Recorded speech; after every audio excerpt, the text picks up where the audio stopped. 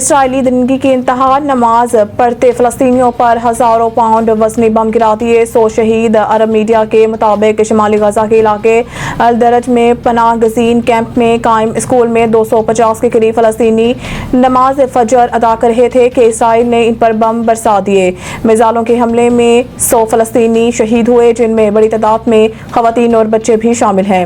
ادھر قطر، مصر اور امریکہ نے اسرائیل اور حماس کو جنگ بندی کے لیے نئی تجویز پیش کر دی ہے۔ غیر ملکی میڈیا کے مطابق اسرائیلی وزیر اعظم بنیامین نیتن یاہو نے تجویز پر مذاکرات کے لیے حامی بھر لی ہے اور ان کا کہنا ہے کہ 15 اگست کو اسرائیلی وفد مذاکرات میں شرکت کرے گا۔ ملکوں کے مشترکہ بیان میں کہا گیا ہے کہ 15 اگست سے مذاکرات شروع کریں جو دوحہ یا قاہرہ میں ہو سکتے ہیں۔ اب کسی فریق کے طرف سے غرض پیش کرنے کی ضرورت نہیں۔ خبر ایجنسی کے مطابق قطر، مصر اور امریکہ اسرائیل اور حماس میں 15 اگست سے جنگ بندی مذاکرات شروع کرنے پر دباؤ ڈال رہے ہیں، تاہم فلسطینی مزاحمتی تحریک حماس نے اس حوالے سے کسی قسم کا تبصرہ نہیں کیا۔